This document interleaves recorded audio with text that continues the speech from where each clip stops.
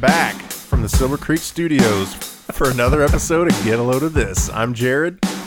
I'm Ryan. Fuck, it's hot. Yeah. And I'm sunburnt to shit, but I was going to come in with a rap. Goddamn, we have fucking Sweaty the Bear over here. Jesus Christ, we're going to be shirtless before this episode's over. And you don't want us exposing ourselves. Yeah. Joe, I'll pat down your Don't worry, all your the man hair, boobs. all the hair on my said moobs will be we'll take it all matted up. down. Yeah. Yeah, it's a little balmy in It's a little Silver warm in Creek here. Studios. Hey. Apparently, the bill didn't get paid or something. I don't know. Talk to the wife. Yeah. Oh, she's gonna hear this, right? Oh, yeah. She'll know all about it. We gotta have we're gonna have to have a meeting, I think. So, but who are we to complain? There's people out there sweating their ass off in the tropics and Yeah, you in know, the tropics right. next to blue water and white sand. Right. Oh, you That makes it all unlucky better. bastards. Yeah.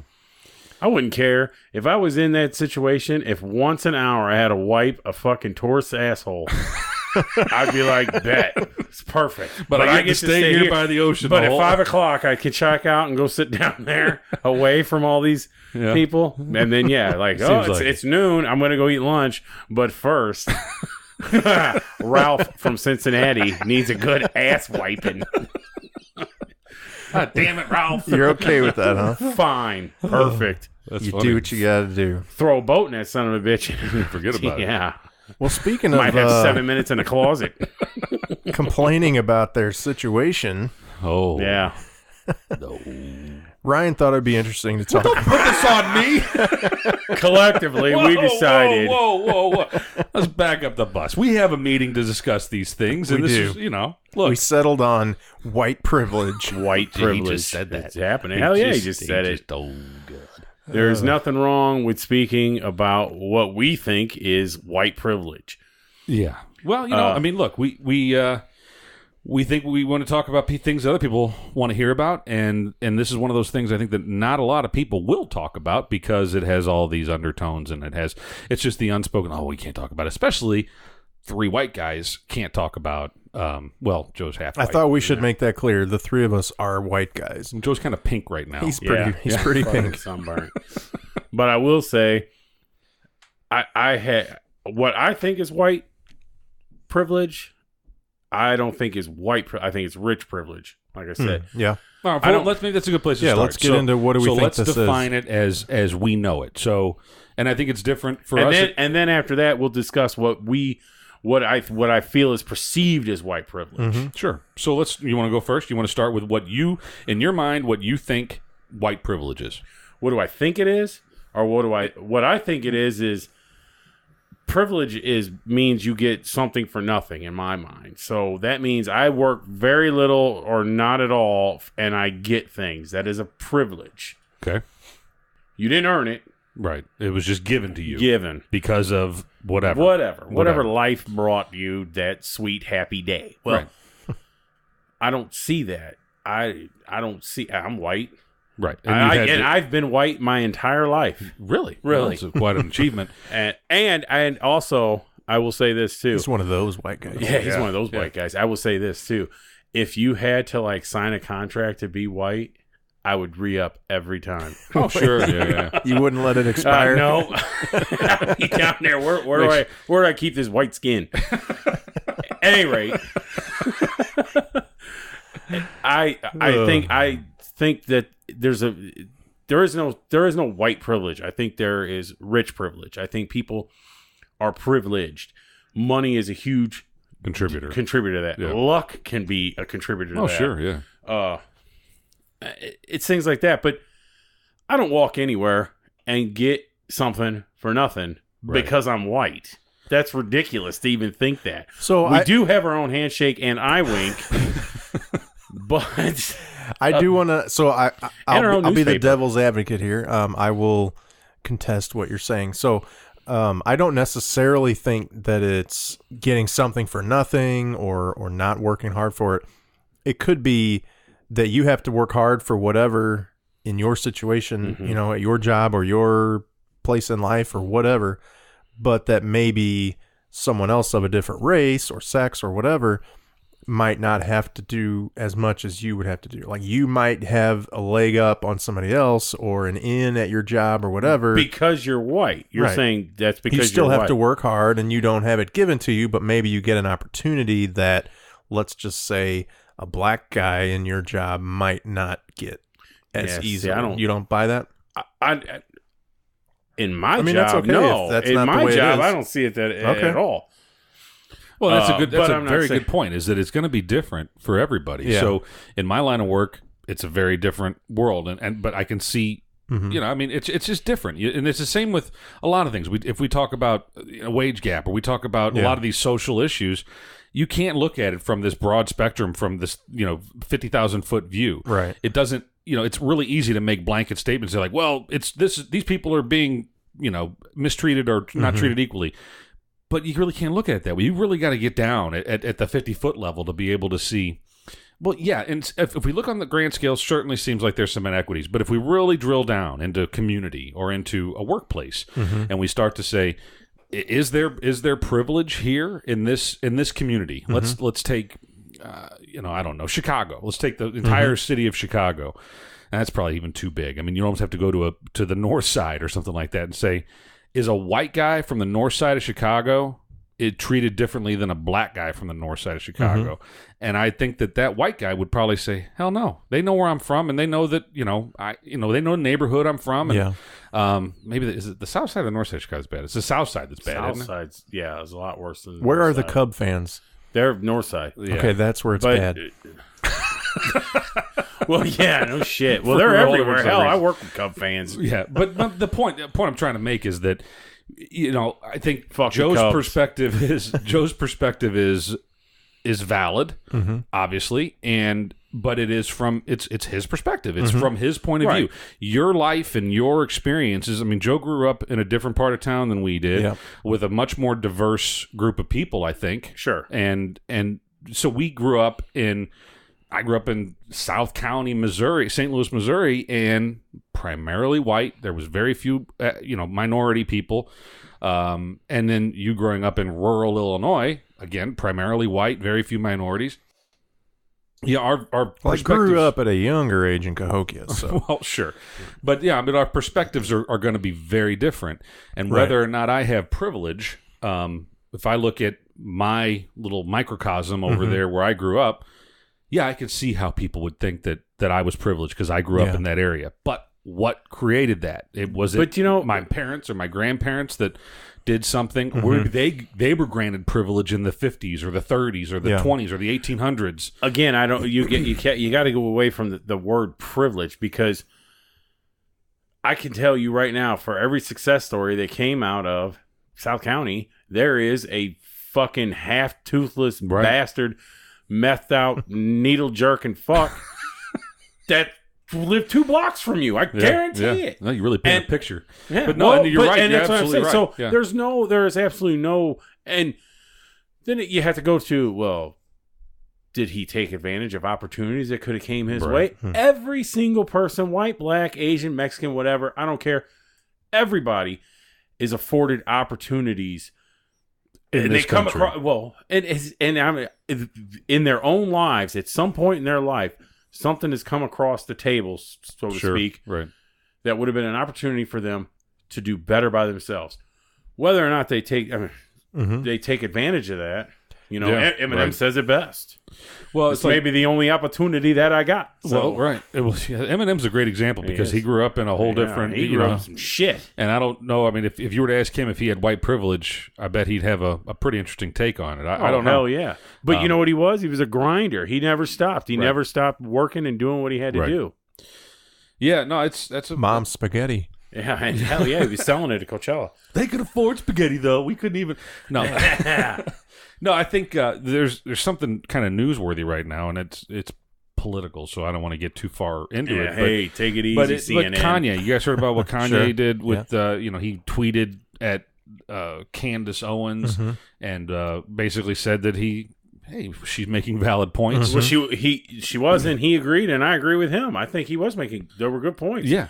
And go out there and get it. Yeah, most reasonable people would agree with Kanye and this Candace lady that, stop being a victim and start, and I think it's her words, is that she wants to talk about a victor mentality, not a victim mentality.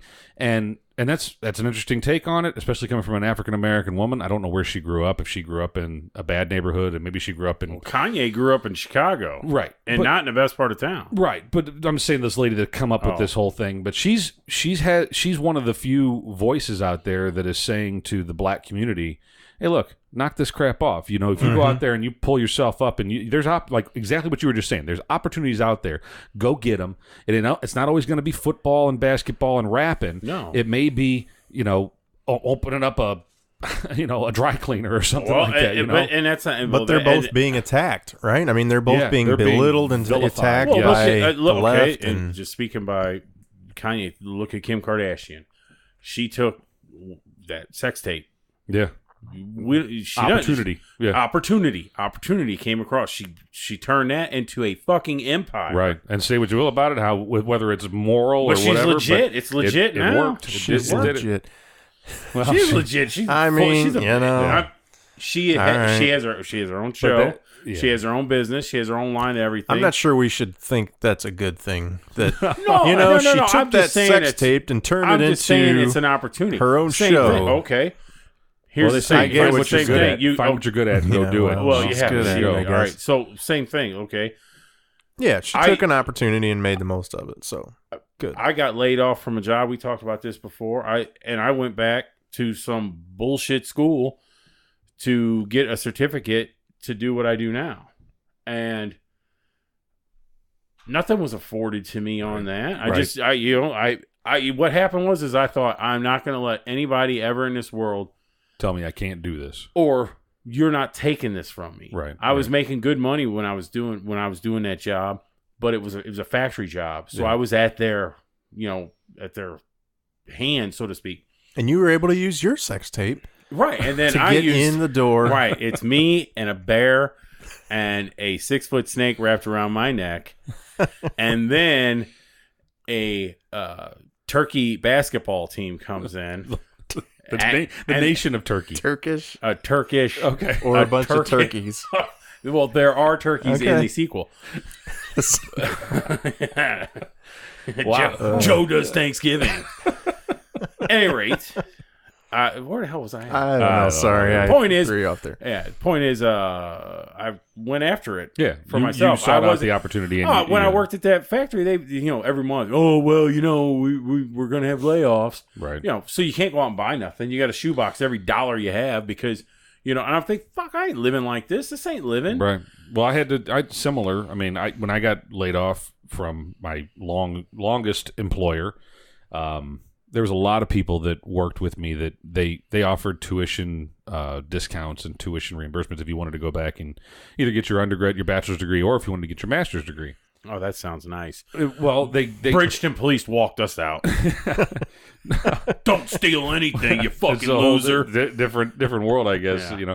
But there's a lot of guys that went out and got their master's degree, their MBA for free. Like the company paid for them to do it, and I didn't. And whenever they let me go, we call that white privilege. There was all colors, all walks of life that were in that program. Good for them. And they all got their MBAs, and good for them. And they put in the work, and they had to put in the time and the effort.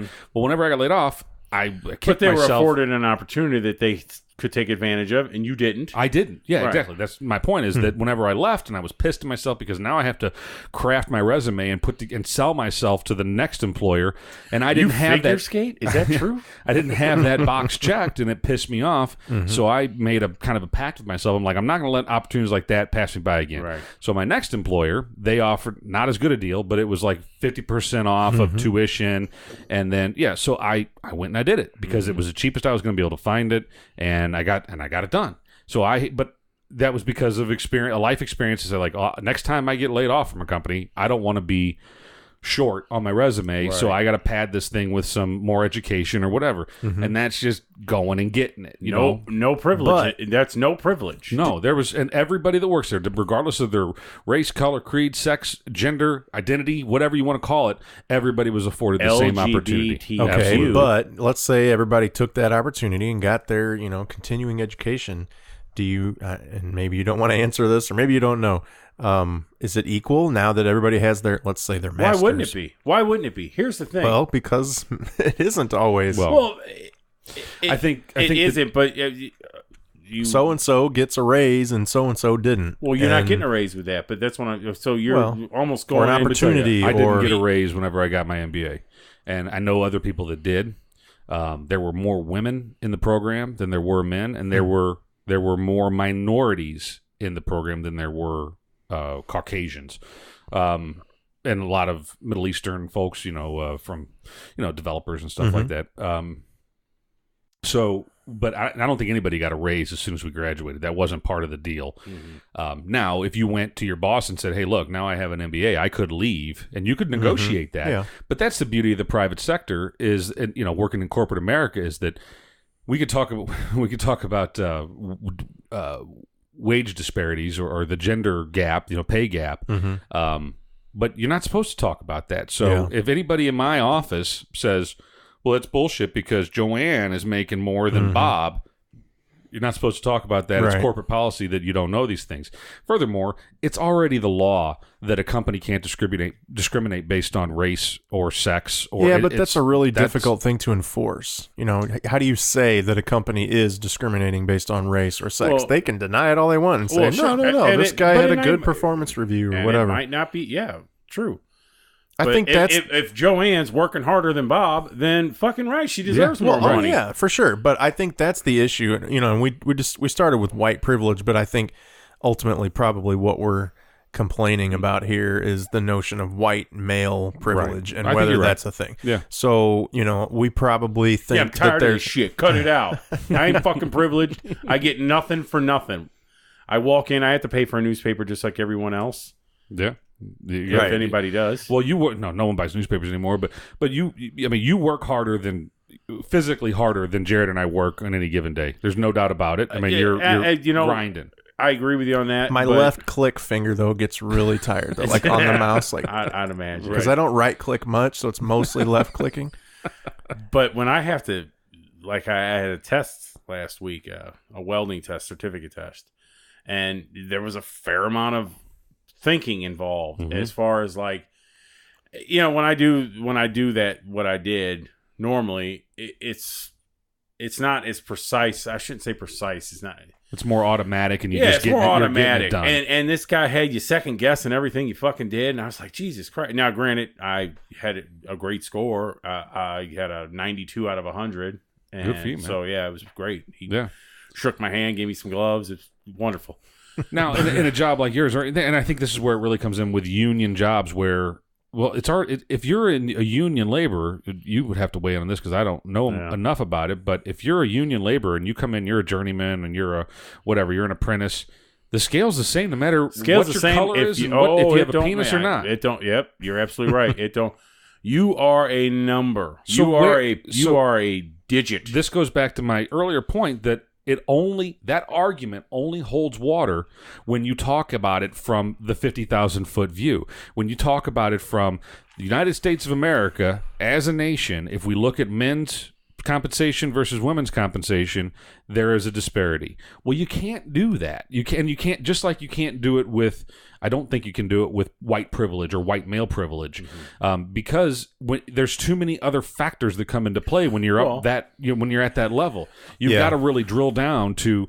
So now let's talk about the wage gap. So I'll say this: in my niece works on cars. She's not your typical. She works on cars. Mm-hmm. She works for a Honda dealership now, and union.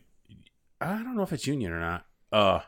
But guy on one side, guy on the other side, dollars are the same. Yeah. Well, again, it's the law. Yeah. Especially whenever you're union or whenever there's plenty of places where that's not. It may be the law, but that's not enforced, right? And it's probably, I would say, more in the corporate world where it's harder. Not everybody knows what everybody's making. But that's where, and then the argument I would make towards that is, well, there are guys that I worked with that were pissed off about how much they made, and I'm like, well, you should have negotiated better. Yeah, that's on you. And I know that in my previous employer, it was I'd say about 50-50 male and women, and it was a call center type atmosphere. Yeah. I can say with a fair amount of confidence that the women, if you were to take an aggregate view of that population, the women were making more than the men. And there was a few more supervisors, a few more like leads, or they had a little more tenure.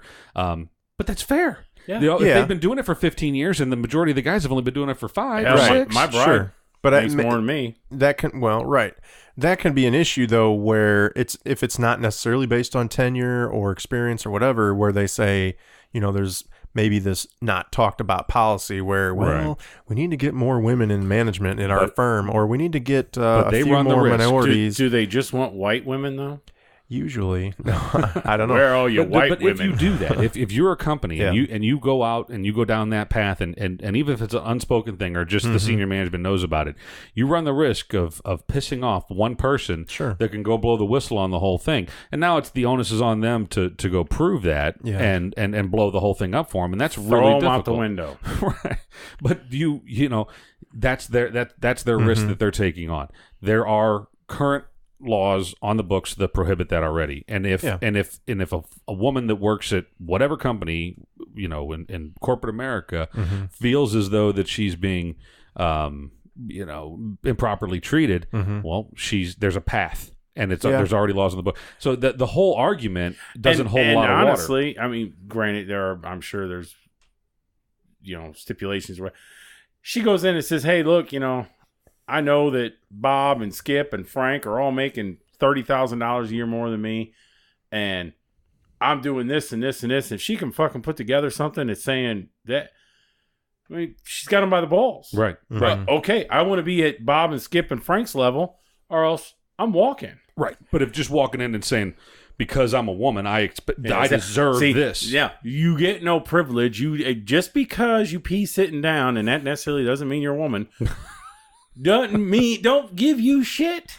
Right. Shut the fuck up. Yeah. Right. Just because I'm a white man and hey, white guy, I don't know no plantations. Well, and that gets into the no one ever talks about shit. No one ever talks about. Well, Bill Burr does, but about the other side of that coin. What comes along with. So let's throw it out there and say, fine, yeah, we get 20 cents an hour more than, whatever, which I don't agree with, but let's just say it's true. Let's just say what else comes with that? What else comes with that is that much disdain by everyone else in the world. If I have 2 kids with my wife and she decides that she wants to go off with a new guy, I still got to pay a whole lot of money, and I'm probably not going to, not always, but probably not going to get custody of my children, and I'm going to have to pay alimony, and I'm going to be in the poorhouse because she decided she wanted to have another life, right. And that's part of being a man. That's just part of it. And to steal, so men should make more because their wives might leave them. Well, right? Hold on, we should have that. So to steal pay a line, me the alimony now. To steal a line from Bill Burr, he says, he goes, well, for some reason, if we're on the Titanic and it's starting to go down, I got to stand there with the fucking fiddle player, and all you motherfuckers get to get on the boat. Women and children first, my ass. I want on the boat. So if I gotta get out, stay with the ship when it goes down, then I get my extra 20 cents an hour. But there's a hostage situation for some reason. Women and children always get released. So, I feel like we need to find some equality at all these other levels too.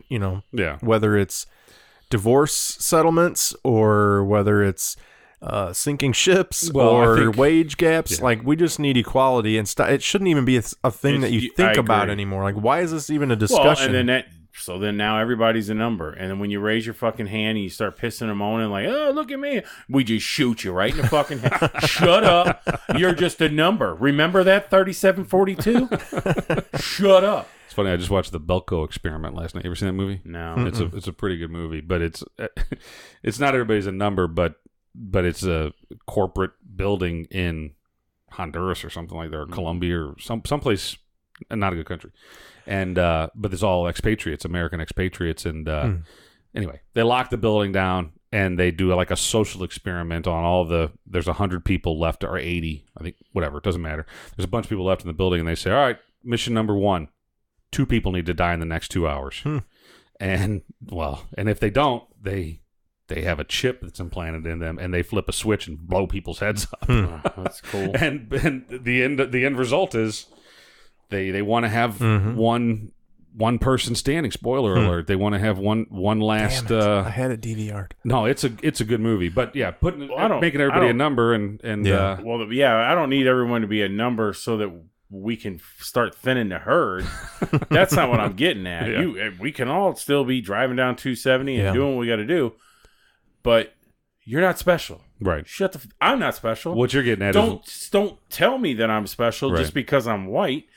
Don't tell me I'm special because I'm a man. You're going to find this out in the next school year. You probably have started doing some college applications. I'm not special. No. Some college applications with your daughter, right? Yeah, right. So whenever you do these college applications and scholarship applications, they always ask you, gender, your race, maybe other demographic things. And of course, for the financial aid stuff, how much do your parents make, and that kind of stuff. And so my wife, said, well, I think we're getting divorced for that reason. Yeah. Well, basically, the financial aid person where my son's going to school, I said, so I'd be better off if I just quit my job. If I just had zero income, I'd get everything, right? And that's not the way it should work. Nope. But the other side of it is that for all these scholarships, there's so many that my white male son doesn't qualify for, doesn't even need to apply for because he's a white male. Right. There is a boatload of scholarships out there for minorities and for women. Not to say that there shouldn't be, but I think that there should be a little bit more focus paid to, the young white men of America. Right. But I guess the assumption is that they've got privilege and they don't need it, right? But they don't. That's what I'm trying to say. Right. But okay, so I'm going to be devil's advocate again. here. Let's hear it. Come on, dance me down this road. But we've been talking a lot about like a very, very specific situation. Your job, my job, Ryan's job, whatever. This is how it is in corporate America. But if you look at it from, culturally, nationwide, whatever, let's say at the youth level, are boys treated the same as girls? I don't think they are. No, I think I'll tell you, boys why? get lots of opportunities that girls don't get. Bullshit. I never, ever, ever once had a bathroom stall with a door on it. So kiss my ass. We're afforded luxuries. No, okay. So hold on. Back that up a little bit. Maybe I wasn't. I lost you a little bit there. So where do you think that boys are getting more opportunities than girls? Yeah, I'd like to hear this because I have a girl. And okay. Well, yeah, you have a daughter as well. Well, I have all sons, so I see it completely differently, and my view is tainted a little bit. I think this is just one example. I think sports in general, in school and in community, it definitely catered to boys. Boys are emphasized more. They get more practice. They get better fields. They get better equipment, better coaching. Girls are always like the second afterthought to boys' sports. Now, so you translate that later to high school with scholarship opportunities, and now you got all these girls who are trying to get basketball scholarships, softball scholarships, and they've been playing on shit teams, select teams for years. And you ever go to a select softball tournament or select? It's not run the same way as boys' baseball tournaments are. Yeah. They don't take it as seriously. I'm not knocking it. There's some very good softball athletes around. Maybe it's because they can't wear matching socks. Jenny Finch. The dugout cheers are really annoying. But no. So that's just one example. So sports in general. Sports, and now I'm going to be the other side of that. Boys put a better product out on the field. It's just flat ass better. You can take that all the way up. You can go collegiate, and you can go all the way up to professional.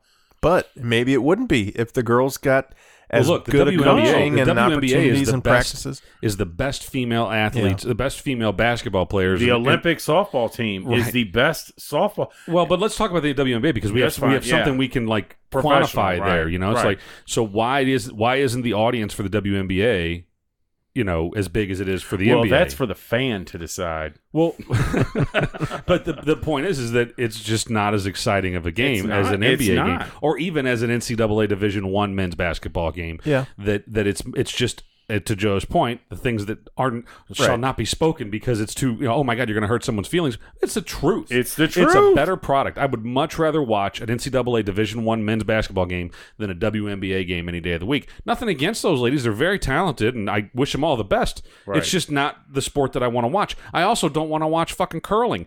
I don't want to watch badminton. Curling's pretty cool, I guess. Or once every wrestling. 4 years is okay. Wrestling. I'm not a big soccer fan. I don't enjoy watching soccer. A lot of people do. Most of the world does. I had soccer on yesterday because I wanted to watch the ticker for ESPN to get caught up. Yeah. And she was, "What the hell are you watching soccer for?" I go, "I'm watching the ticker because it's the only thing that was on."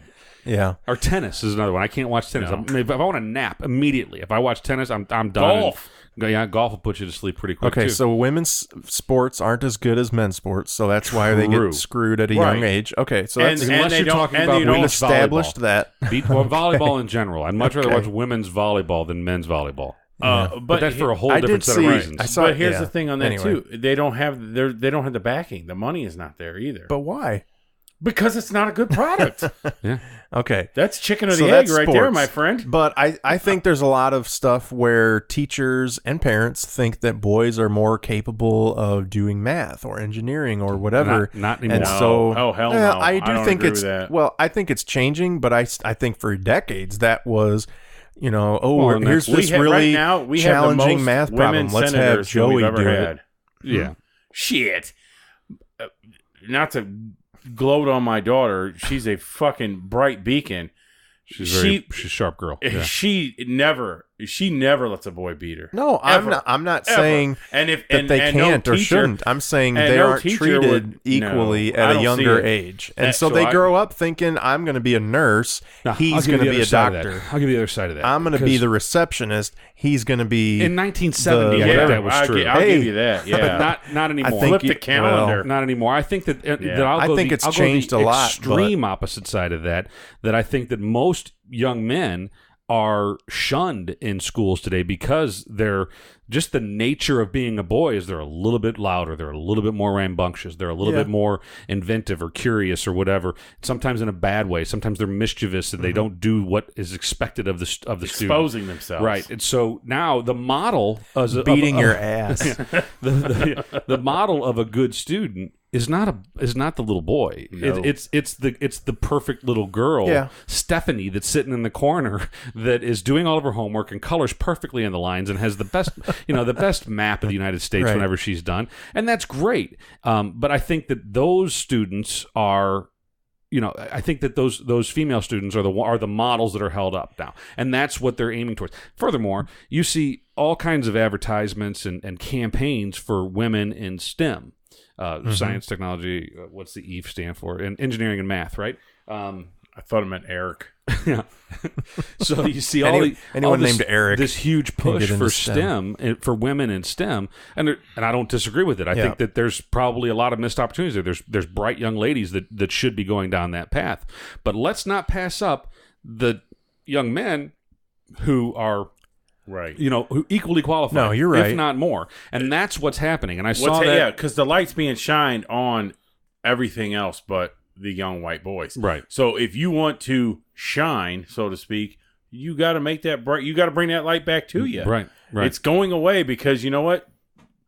There is no white privilege. There is no white privilege. And that's so then people say, so your argument then is, Ryan, that the white male has to work harder to get noticed.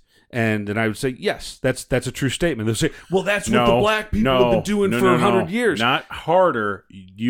Not harder to get noticed. You would have to work harder to gain back that light.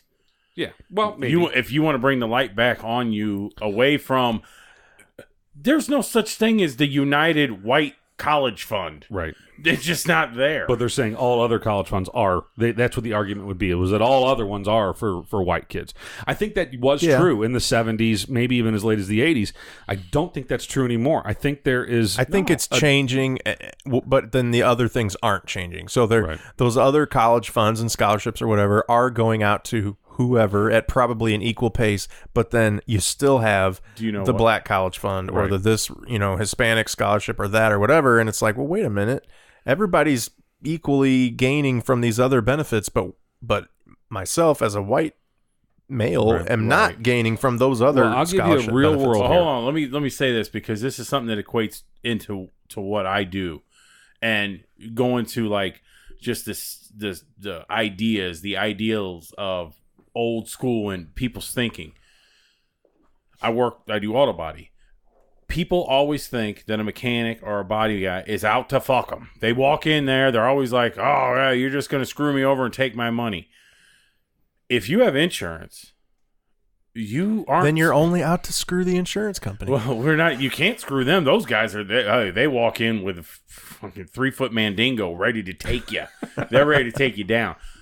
You cannot screw the customer. You can't. It's impossible to screw the cut. One, all they're going to have to pay is a deductible, and if they're not happy, they're coming back. And you don't want that because that costs you money. So you make them happy. You do everything you can to make them happy, and the person that they should be upset with is their own insurance company because they're the ones that's screwing them. Right. They're the ones saying, no, we're going to put the aftermarket hood on as opposed to something good that they should. But it's that old mentality is, the shade tree mechanic's going to, go in there and rub armor all and tell them that everything's right. And it's just not there. Bring that full circle to what we're talking about. I mean, I'm sorry.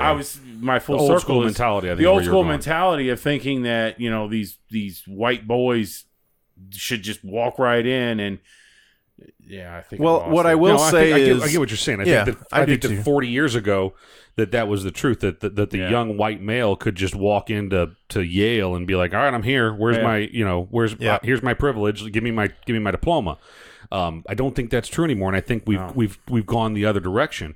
And I didn't mean to interrupt you, Jim. Let me get this point out real quick. That real world example. My oldest son is heading off to college at the end of this summer, and a couple years ago he was interested in going to the United States Naval Academy.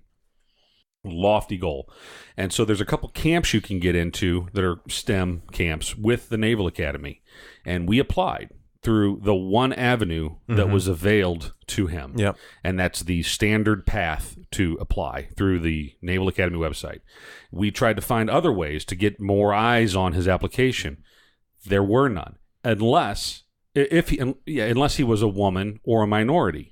If he was one of those other things, that opened up 6 or 7 other avenues that he could walk down and get his application, maybe not to the top of the stack. I think his one avenue was called "We Mostly Pick White Males" Avenue. Well, maybe, but now you look at their website. That's not what they indicate, and I don't know what their percentage is. I don't know what their acceptance rate is. It ended up not being a deal. That's not where he wanted. That's not the path he wanted to go down.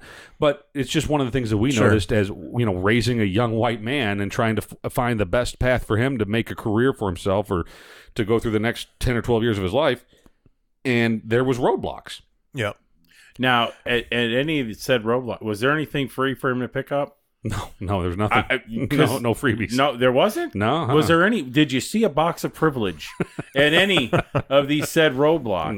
No. Not a fucking. Do you think he's going to have any when he gets to school? You think he's going to have any privilege? Hey, he's here. He's here, guys. We can go ahead and turn the lights on. Kiss my ass. Hey, I will say, that ain't true. A buddy of mine works at the University of Illinois. He's a department head. He is an engineer. His wife is an engineer. And so he's aware of a lot of the programs that go on at the school, trying to get certain kids or whatever, right? Sure. And so along the lines of STEM, I guess there's a concerted effort to get more girls to apply to the engineering college in general. So just doesn't matter what kind of engineering you want to do, they want to have a certain representation of girls at the school. Now, you can say that's right or wrong. They shouldn't care about who was, how many percentage of girls do we have, right? But my point is, according to my friend, they can't get enough girls to even apply. Why is that? That's my point. Is why is the issue? No, not force. But why is that? Why are there not enough girls applying to be engineers? Why do girls think that they can't be engineers? Nah, I don't think so. No, I don't. I think it's because they don't want to. I think it's because they grow up thinking that's not for them. That's not what girls do. They've been told by society that girls aren't engineers. Well, here's one way to look at it: is that women are.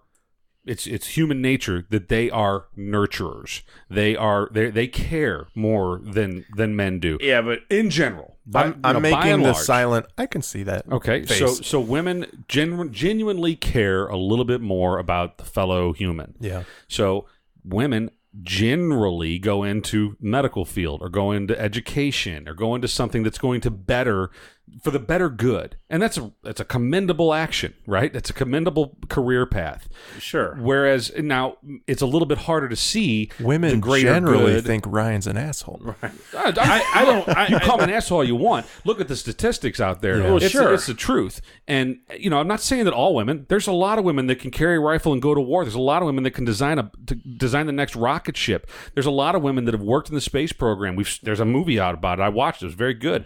Minority women. There's a lot of women that probably work for Elon Musk with the SpaceX. I have all the greatest regard for those people. I'm saying we're going to go back to that 50,000 foot level, and we're going to say, in general, women tend to go down this path, and in general, men tend to go down this path. But do you think that's a biological thing or a social That's thing? silly. I do. But as far as what you were saying about Illinois, I think that's a great thing. They're going out to try to obtain another sector that they don't have to boost their what they're doing. Their engineering department. If we can get more girls in here, we got more tuition. I think. Well, it's not smart. just I more. like that. It's not just more tuition. I think it is. You well, boil that shit obviously, down. yeah, to the it always bone. comes down to money. But I think the point of it was that they're trying to balance out this. Why do we have this shortage of But I don't think girls engineering in is engineering? so hard or anything. I just don't think I like it. My daughter was totally into it, and I was like, hell yeah, we'll send you to Rolla and gone. Great things. She's like, I don't really want to do all the math all the fucking time. That's a lot of math all the time. All the time. And she's real good at math. I mean, real good. But she just realized it's not the path she wanted to go down. She likes you chemistry, though. So She basically really likes what you're saying, though, is biologically, girls are women less hate math. likely to say, I want to do math and engineering and go to an engineering school. Like, really? I don't That's I don't what we're think any saying? of that I don't have the 'cause empirical they're evidence to prove that. Nurturing? But yeah, I think that if you were to again, Or do you think it's that since age 3, they've been brought up to not focus on math? maybe it's a and- social environment thing. I don't know, but by and large, Well, that's how women. but if it's are. a social thing, do we need to correct that? That's the question. Sure. Now, I know If at it's my biological, then you don't need to correct it. You At deal with my it. house- If it's social, then you go, well, wait a look, minute. Look, the mother goose sits on the egg. The papa goose wanders around. I just had to deal with this friggin' goose at my office, and I watched this thing. I never did get to see the baby geese. It really bothers me. But the mama goose sat on these friggin' eggs for a month. But, at least a month. About 30 days is how long it takes for the damn thing to hatch. And the papa goose wandered around and squawked at people that got near the fucking nest. Yeah, that's what they do. The mother's the nurturer. The dad's the protector. This sounds like 1952 just puked in this fucking room. Well, no, I mean, I so you go into biological. What are we predisposed to do? We go back to when we were cavemen, and there was Masturbate. maybe there was some social norms, obviously then, but the men were the hunter gatherers in most tribes. There were some tribes that where the women were the hunter gatherers, But for the most part, the men went out, they killed, they brought home food, they provided for the family. The mother stayed at home and reared children and tended to the home and did what they were supposed to do. So that's not 1950. We're talking BC, right? Well, but then now we're saying now we're uninvolved. And we've gone way past. I'd rather just say that. All I'm saying, I'm not trying to be controversial. All I'm saying is that I think that there is something in us, in our heads, that says, I do this better than this because that's what I'm built to do. Well, that's a skill. I mean, the skill one anything. primary thing that you can go back to is, the female of the species is nursing the young, right? So, I mean, that's the more nurturing thing than the male of the species is Unless doing. we were seahorses. Yeah, well, I'm practicing to be a wet nurse. All right. As soon as we're off the air, we're going to see our skills. Our first test today. From the looks of my shirt in this balmy room, I look like a fucking wet nurse right now. So speaking of eggs, here's a little aside. So my daughter is doing the my son is as well. right, doing the egg as your child, at school, right? We did the bag of flour, I think, back when we were in school. I don't remember doing any of that. Anyway, so she left my shit at the fucking bus stop. Screw you, kid. She named her egg See me when you're a rock star. Yoko Ono. Oh, okay. And nobody gets it. Only really? one teacher at school has thought it was clever and So funny. my son's She's all upset. his egg's named Gary the Ovary. There it is. Nice. That's good too. Both clever. good, yeah. Both very clever. Yeah. And if then- people don't understand, look it up. His buddy has his egg is wearing a tuxedo T-shirt, and he's named likes him. to party. He named it the baby Jesus. Yeah. 'Cause my baby Jesus likes to party. Right. He referenced it. So anyway, they had a baseball game, and I think there's 5 kids that are on the baseball team that all had to tend to their friggin' egg. Yep. So they all had their fucking egg with them, and there was one of the kids that wasn't playing today. Is like, I'm gonna watch everybody's eggs. Oh my And God. so, Took him to the sitter. so they had them all tucked into the cubby holes in the back of the dugout to keep them all safe or whatever. That's good. Well, my son and baby Jesus' daddy both left their fucking egg. Yeah, no shit. And they're right walking on. out. They got their bags on their back, and I'm like, hey, where's Gary and Jesus? And they're like, oh shit! They run back. GM put a light in Terrible cars now to fathers. tell you to look in the back seat for your kid. Now, Yeah. I told my daughter, and this gets into pronunciation. So I said, well, they don't get it because you're saying Yoko Ono. It should be Yoko Ono. And she's like, looks at me like I'm insane. What? You don't pronounce the L. So do you pronounce the L in egg yolk? Yeah, absolutely. Yolk. Of course. Yeah. Yolk with a little O in there, yolk. Sure, yeah. As opposed to yoke, like a Yolk. airline or whatever. Right? Well, that's YOKE. Yeah. Right. So how do you pronounce egg yolk? Yolk. With an L. With an L. Yeah. Like folk. Like gulp. I was thinking big gulp. Yeah, I bet you were. Fuck you, Joe. That's how we're going to end this one. Fuck you, Joe. There it is. There it is. That's how we need to fucking end them. What are you talking about? All right. So I do like that. Those were both very clever names, Yeah. and I'm sure. Well, I'm gonna name mine Egg. Yeah. See, that'd be me. I'd like to some get ass some other names of the other students, what they came up with, but So white men are being held back by the minority women of society. that's Yeah. not And, what we said. We're screwed. Yeah. If that's what you At heard. load this podcast. No, what you should take from this is there is absolutely no such thing as white privilege. If you want something, you need to get off your lazy fucking ass and go out and get it. It don't matter what color you are. It don't matter if you piss standing up or sitting down. If you're a nurturer or if you're a hater, get up, get off your lazy ass, and go get it. Practice wet nursing. And yeah, and that too. Yeah. In a balmy room. Right. Yeah. Well, until next time, I'm Jared, I'm Ryan. And this is Joe. and get a load of this.